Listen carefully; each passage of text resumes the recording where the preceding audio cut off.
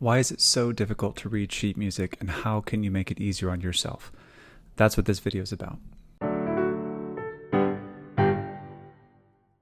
So a common issue that my students have is that oftentimes, even after spending a year or two or three trying to learn piano, they will still be frustrated with themselves that they can't just put a piece of music in front of themselves and just play it. It's like they can pick up a book and they can read it easily. They can recognize signs when they're driving down the road, but for some reason they put a piece of music in front of themselves and it feels like it becomes just 10 times harder. Why is that? And why is it that some students can learn pieces so well that seem so difficult, and yet when you put a new piece of music in front of them, it's just so difficult, it's so hard to grasp the notes? Well, one reason for this is kind of obvious. Reading music is in a way like learning a new language, and yet it's in a way harder than learning a new language, because whereas you can read a book at any speed you want to, when you play music, you have to read a note at exactly the right time and play it exactly the right time, at exactly the right volume, in exactly the right way. So in some ways, it is more complicated. Now, what a lot of beginner students will start with oftentimes are flashcards or apps that help them guess notes and that tell them whether they're getting it right or wrong. There's nothing wrong with these. They're great to start with. But I found that for a lot of my students, translating their knowledge from that to an actual piece of music can be sort of difficult. Just because they know what the note is doesn't mean that they can recognize it quickly in a piece of music and play it and then move on to the next note really quickly. So I'm going to tell you a sort of technique or a certain exercise that you can do to help yourself grow in learning how to read music more quickly. And this is called sight reading. Sight reading is not like playing a piece of music that you're like actually trying to learn. Like, for example, if you're trying to learn a piece for a recital or some performance that you're going to do, if you're trying to master a piece, what you want to do with that song is sort of work on parts over and over and over again. You might take like a line or two and just really drill it and drill it and drill it, slowly, and so that you can gradually sort of speed it up to the speed you want. Sight reading is not at all like that, and it's done for a different purpose. What you do with sight reading is you take a piece of music that you've never seen before, and you just go for it.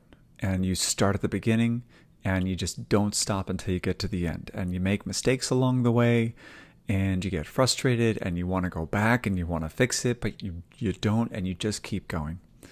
Now, why would anybody ask you to do that, right? That's not at all how we practice a real piece of music when we're looking to perform that piece of music.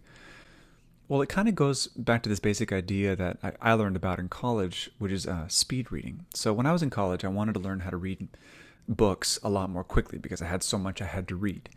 And so I did this little online kind of speed reading course. And what I had to do for that course was basically I had to open up a book, put my finger at the beginning of the line, and then just move my finger across the line and then move it across the second line and just force my brain to try to grab a hold of any words I could as I went.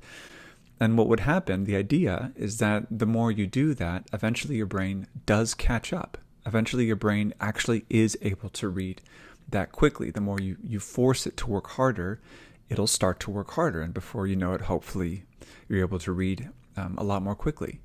Well, the same thing goes with music, and that's the idea behind sight reading. You take a piece of music that you've never seen before, just a short piece, and you sort of figure out what you can about where you're supposed to start with your hands. You get your hands ready. You sort of take a look at the piece. Don't play it, but just take a look at the piece. Think about what's coming. Look at the notes that are coming. What are the dynamics? How loud or soft are you supposed to get?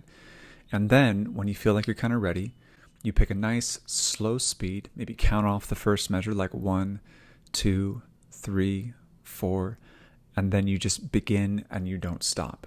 Now, what is that doing for you? Well, what you're doing is you're basically forcing your brain to work faster. You're forcing your brain to work harder, to try and grab the note and comprehend the note and play the note more quickly than you would. You're forcing yourself to not stop.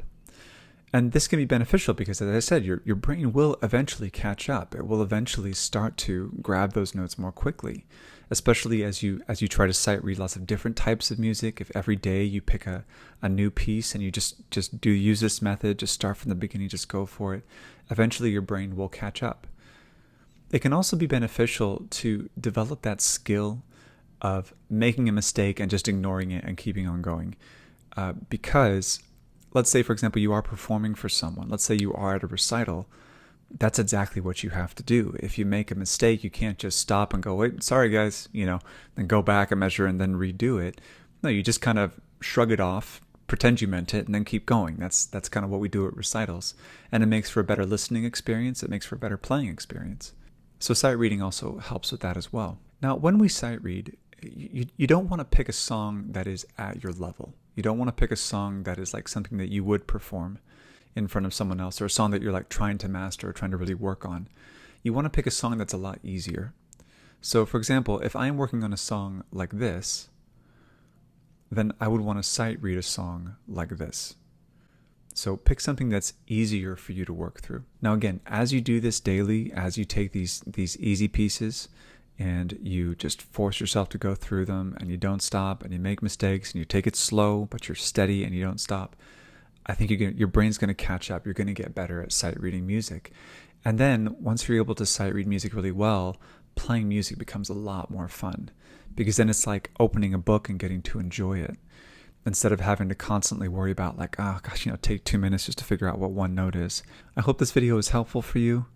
If you do like it, please like and subscribe. Also, I'm selling an online beginner piano course. The link is in the description below. You can buy that online, or you can book a lesson with me if you go to my website, or you can kind of do both. Just talk to me. I really look forward to working with you if you're interested in lessons.